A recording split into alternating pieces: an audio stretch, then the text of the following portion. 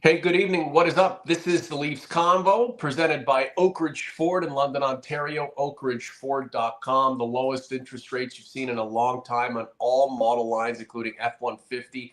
I'm your guy for Leafs content. Make me your guy for your next vehicle. It is Wednesday, April 23rd, 2025. Norman, London, Mike in Buffalo. Couldn't have asked for a better start to this opening round Stanley Cup playoff series for the Maple Leafs, Mike. A 6-2 win followed up by a dramatic 3-2 overtime win at Scotiabank Arena. Max Domi bringing the crowd to its feet. What an amazing moment. The Leafs up 2-0 in the series, headed back to Canadian Tire Center for a Game 3 on Thursday evening. Mr. Augello, just how pivotal is this Game 3 in your eyes? Good evening. Good evening, Norm. Let's start with the two games. Right. Game one was, and we talked about it, it was a beat down, and Ottawa was, undisciplined and stupid, and taking a bunch of stupid penalties, slashes, cross checks. They were much more disciplined in game two. Now, the end result, meaning them up 2-0, is yes, that's what you want. But a little bit of concern with the fact that they were up 2-0, and I don't think took their foot off the pedal, but they definitely sort of sat back and tried to play the defensive game, which they're much better at now than they have been in the past. Mike, Craig Berube post-game did indicate he thought that the Leafs did take their foot off the pedal a little bit. Whether it was intentional, they just did. Yeah, it's psychological. I mean, you're up 2-0, and you're like, okay, all you got to do is make sure we get the puck out of the zone. Yeah, the problem is that Ottawa completely dominated the second period. Now, third period, the Leafs countered, and they were doing a better job. And I think they only had one shot on goal, and that shot beat Stolar. So, 2-2 going into overtime. That's one break, could end the game. They got the break. Simone Benoit never rushes the puck, or very rarely does, and he drops it to Domi, who cuts to the middle, beats Drake Batherson, and undresses Dylan Cousins, and then fires a top corner past Linus Ullmark. So I give the Leafs full credit for being up 2-0, but do not rest on your laurels. They always say the cardinal rule in a best of seven is you're not really in the lead until you win on the road, or from that perspective, until you lose at home.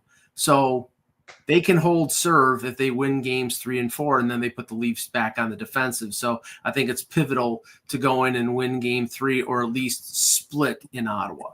This is the Leafs Convo for Oak Ridge Ford in London, Ontario, oakridgeford.com. We appreciate our sponsor the same way we appreciate you. Like the content, subscribe to the channel. We have all kinds of views, but the subscriptions and the likes just don't match how many eyeballs are watching what we do. Do us a favor. Give us a like, subscribe, share our content with your friends, and who knows how much more content we're going to produce. If the Leafs go on a long-ass run, we're going to be here talking about just about every minute of it all. And so far in these playoffs, it has been a real joy to watch, Mike. I mean, you can go down the roster and pat just about everybody on the back. I mean, you go to just like the unsung heroes, like the Lawton line, the OELs, Simon Benoit rushing the puck the way he did. Max Domi, what a moment for him. He'll toss him at a second's notice, like his dad will. And then he's got a little dipsy-do, kind of like William Nylander at times. So he's kind of the best of both worlds. Doesn't always show up to be that kind of guy, but who knows? Maybe that's a little bit of a spur in the saddle for this guy, so that he is another threat that the Ottawa Senators are going to have to fear, and that Craig Berube can depend on. Mike, just go down the list of what you've seen from these guys. Do it briefly, but for as much of a curmudgeon as everybody accuses you of being, and as pessimistic and anxiety-ridden as you are when you watch this team, as of now, while you're not fully prepared to anoint them the first round winners, they have to earn that themselves. You've got to feel good with what you've seen. Well, you got to feel good being up 2-0. I Right. mean, definitely. I mean, as I said, the fact that they squandered a 2-goal lead in the game yesterday is a little bit of a concern, but they came out at the winning and in with the advantage in overtime. Now, Max Domi, he has his detractors, and at times I've been one. I don't like him playing center, but they determined that him playing center on that third line was probably more offensive and tougher to defend than Pontus Holmberg playing on that center on the third line. They moved Holmberg up to the left side on the second line. So I mean, I don't know. I have a feeling there are going to be some changes in the lineup for game three, excuse me.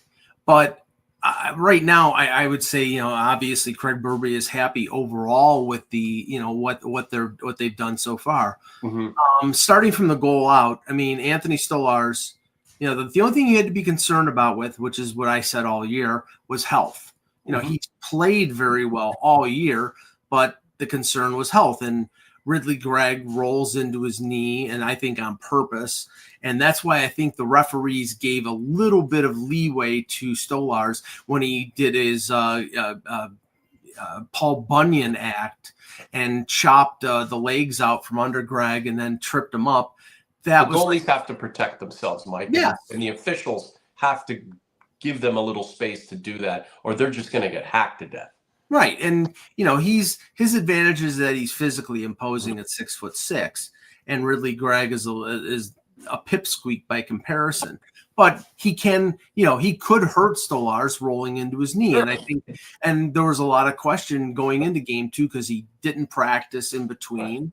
So, maybe they were just being careful, whatever. But he played very well, didn't get distracted, and has been there when they've needed him. So, I think in this postseason run, you're going to end up seeing both goalies.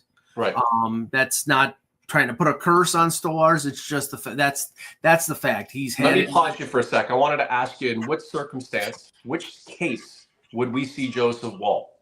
Injury. I think so that's what you're projecting, that Stolarz is going to need some time to mend, and Woll's going to come into off spell. It won't matter the circumstances that the team is facing, right? It's going to be out of necessity. I think if Stolarz is 100% healthy or close to 100% healthy, he's going to be the guy that they go with. But his history has been that he's been injured off and on. Right. If he is, then I don't think they hesitate to go to Joseph Woll. I mean, they would probably prefer not to, because Stolarz seems to be in a zone the last month. But I think that it's not going to be a Linus Ullmark situation from a couple years ago in Boston, where he was clearly hurt throughout the series, and then they go to Jeremy Swayman in Game 7, a cold Jeremy Swayman, and in a sense that cost them that series. That that year they had that record-breaking season. So Stolarz, but that's taking away from the fact that Stolarz has been very good. He's been steady. Rebound control has been a little bit of an issue.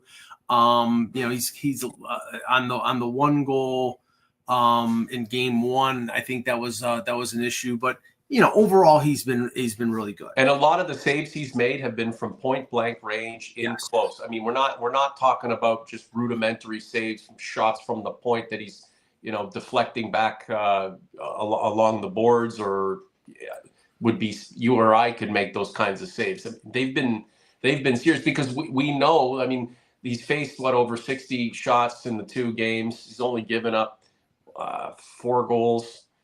And we know when teams get chances in the playoffs, because they're typically fewer and farther between, they're good chances. So Stolarz has done a really nice job. Let's not anoint him Marty Brodeur or Dominic Hasek or peak Tim Thomas in the playoffs just yet. But you couldn't have asked for a better 2-game start, Mike. And the idea that you think that Joseph Woll is going to be, will play sometime, is encouraging and discouraging, because you believe it will happen because Stolarz will need to go on the mend. And if it's for a game, fair enough.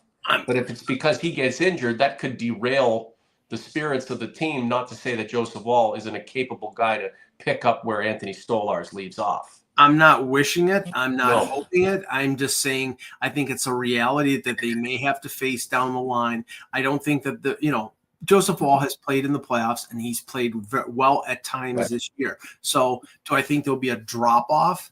Right. Maybe a little bit, but not. But I don't think a great deal. I think there's confidence in Joseph Woll, but right now they're riding the hot hand with Anthony Stolarz. Now, I don't think we can remember in the history of this current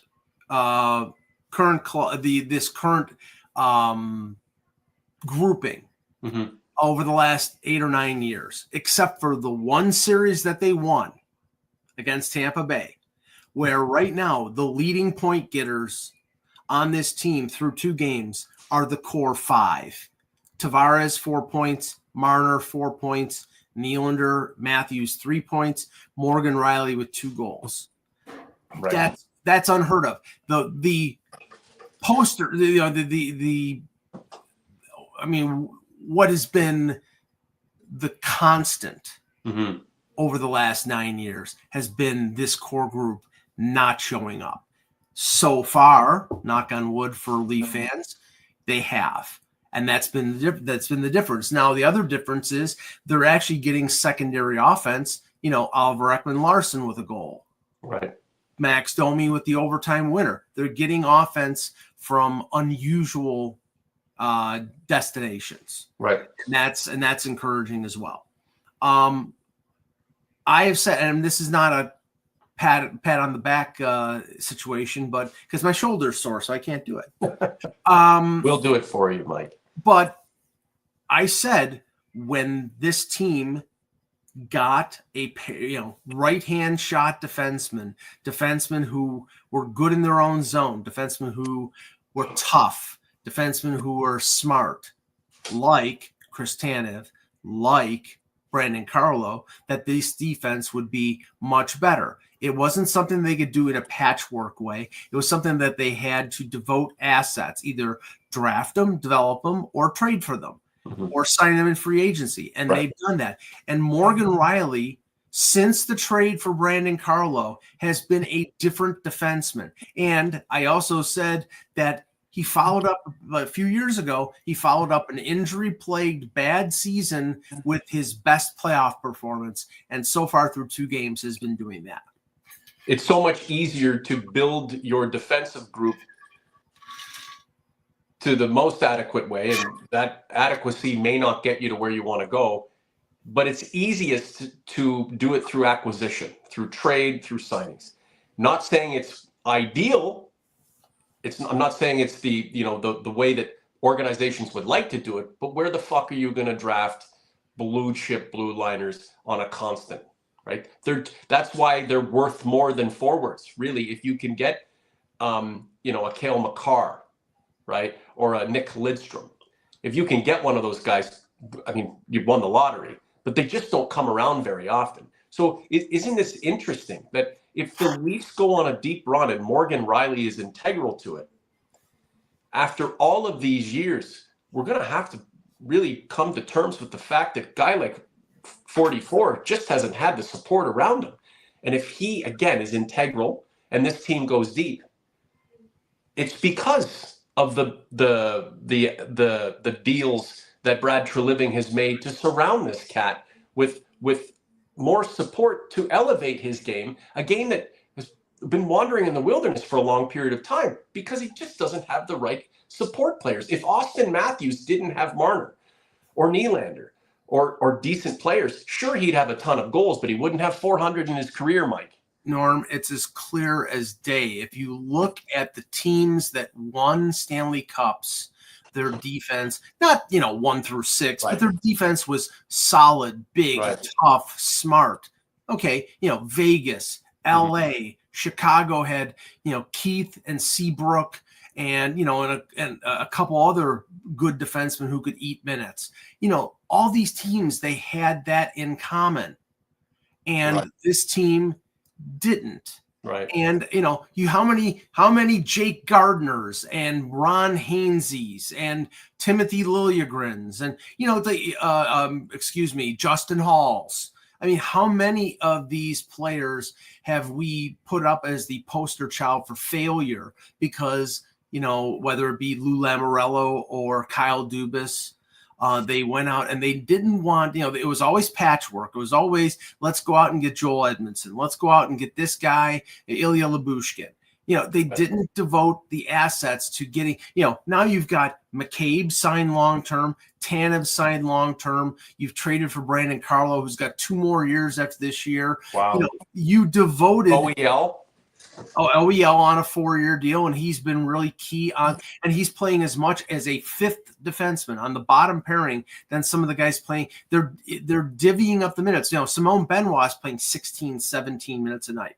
So how is that, real quick, just about OEL and Stolars and Lawrence, guys who just hoisted a cup last year, maybe not the key pieces to that run, but they were there and they're part of success. How are those guys not going to bring at least some semblance of success to a team that's so desperate for it? But how is Sasson like was Brad Treliving making those moves? I mean, I talked to a Leaf reporter when they were in Buffalo at the last week of the season, and he said, like you said, they weren't key players on those teams, but there was a different air about them. There was a confidence about them because they won it. They did it.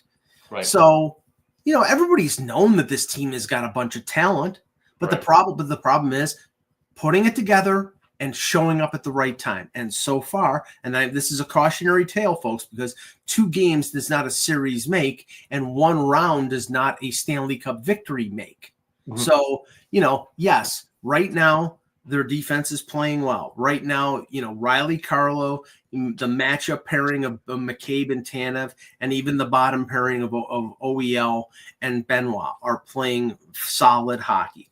Now, like I said, they were able to get offense from a secondary source in Max Domi. Max Domi had 9 goals 2 years ago, had 8 goals this year.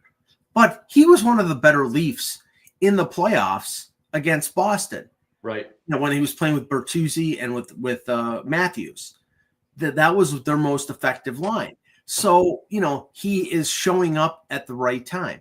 Now, I don't like the holes in his game sometimes, and he was, his line was out there and responsible for the tying goal, but they made up for it. But that's the thing. On the road, you have to be cognizant of the fact that line, that particular line, McMahon, Domi, and Robertson, has some defensive holes to it. So you're going to have to be able to maybe, and I think there's a distinct possibility that Nick Robertson is going to be scratched for game 3 because the look on Craig Berube's face when he took that penalty that gave an opening to Ottawa, and I believe it was Stützle that scored the goal. I mean, he gets that. Less rope too, right? Sorry to interrupt you. A guy like Nick Robertson gets less rope making these mistakes, which is ironic considering he needs more time to understand where he is and just how vital his contribution and him being a solid player, not making mistakes, is to what the team is trying to accomplish. But he's going to have a much shorter rope from Craig Berube's perspective than other players who have more tenure and who are generally a bigger part of the team's composition. I mean, every player makes mistakes, but Robertson, if you remember late in the regular season, he took a series of penalties over, I think, a couple games, and he was scratched for 3 or 4 games after that. So, yes, maybe the rope is shorter for him, but it's for a reason. It's not just a feel thing. It's a results. Actions make results. So who is it? Camper Pacioretty who comes in for Robertson if that swap is indeed made. I think it's probably now. I think he will hesitate to mix up the line combinations that but he did in game 2. Like I would put Holmberg back on the third line, centering, put Domi on the wing. with McMahon, and I would put either Pacioretty on the left side or McMahon on the left side in the second line. It depends on who he decides to bring in. I think he probably brings in Camp because Camp can kill penalties and he can take faceoffs as well. And on the road, it's always nice to have an extra center who can do those things. And Domi's not particularly good on faceoffs. So if I had to roll the dice and say who the guy will be that they put in for Robertson, if they scratch him, I think it'll be David Camp. So if Domi commits a high stick, he's not coming out of the lineup. It's the price sometimes of doing business. These guys are going to make mistakes, right? Sleestack. I thought Berube said there would be no changes to the lineup. Is that an updated thing that we don't know about? I'm just reading what I'm seeing online. He can say anything he wants the day before a game, but the last thing you're going to do is let Ottawa know that you're changing the lineup. Maybe he's right. Maybe he's not going to mess with a winning lineup. They've won 2 games. Stay the course.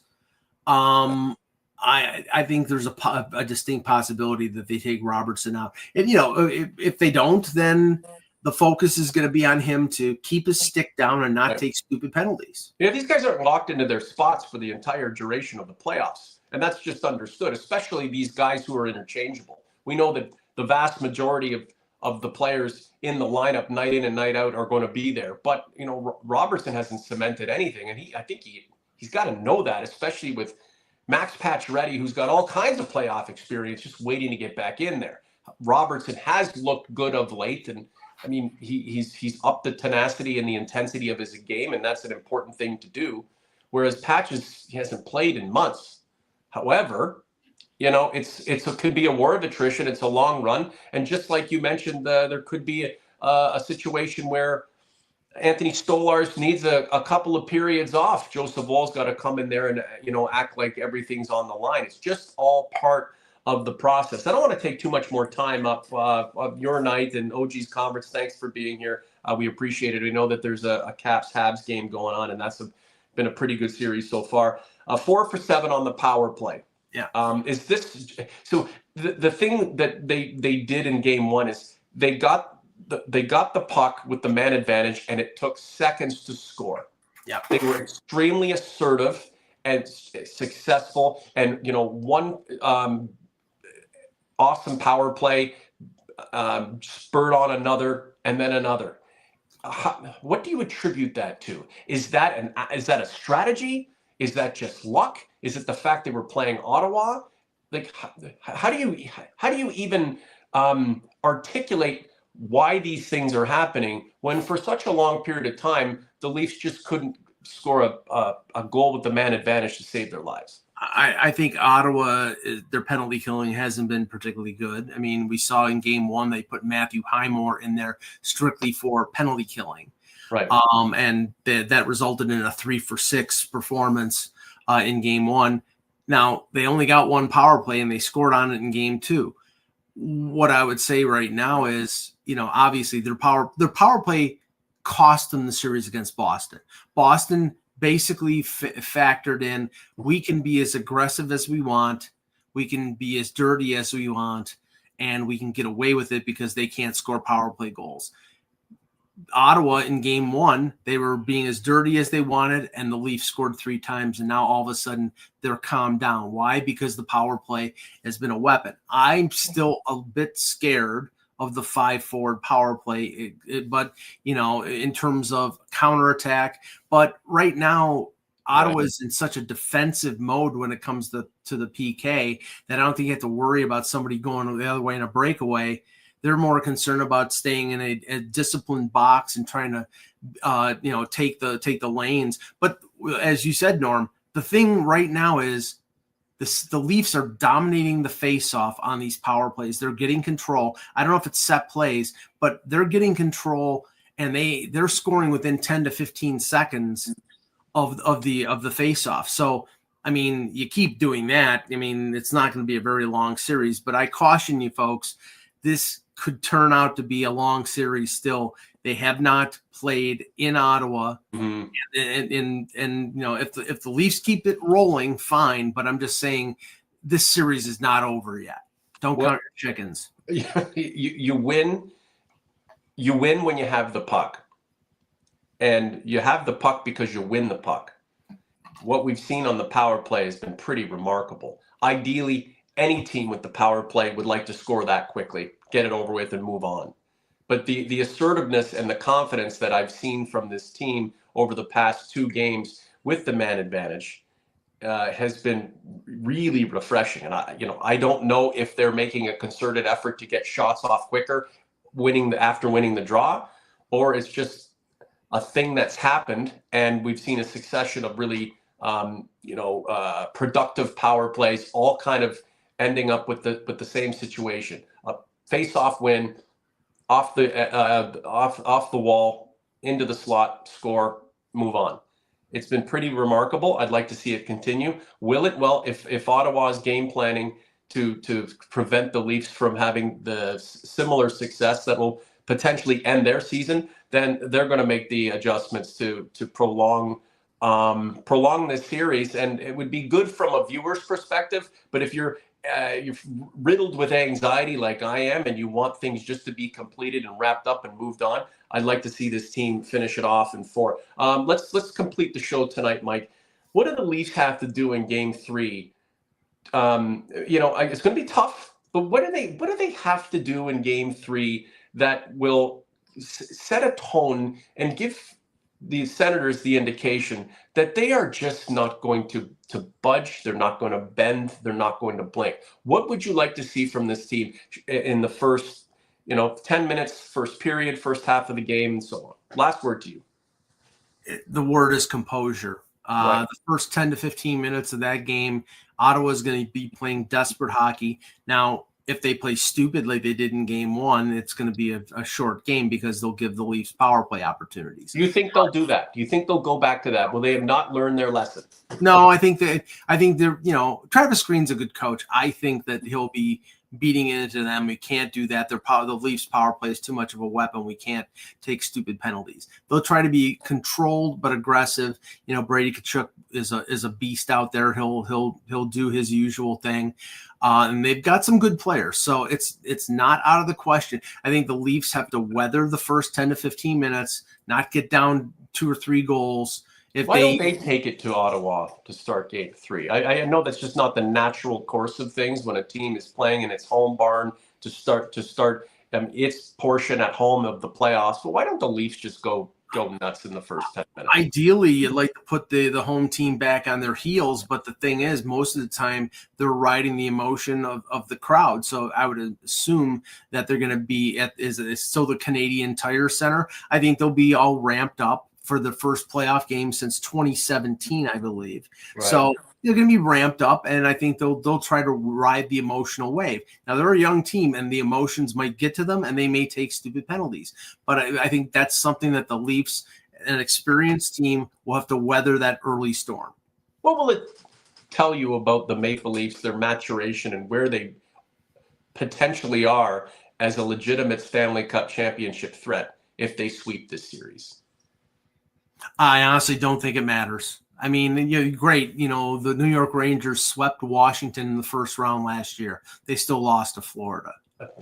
It's a nice thing. You'll be able to get a little extra rest. But Mike, real quick, and I hate to interrupt you, but they crossed paths with the freight train out of control last year. It was just poor timing. Do we look around the Eastern Conference and think that there's any team by divine right that should be standing there with the Stanley Cup in June? I can't name one team that I've seen anything from that tells me it's a juggernaut that is waiting to unleash and unfurl. Until you beat the champ, right? You are the champ. And if you look the way Florida played, walked into Tampa and kicked their ass and scored 6 goals on 16 shots on Andrei Vasilevsky, who arguably is the best goaltender in the last 20 years, and that's counting Marty Brodeur.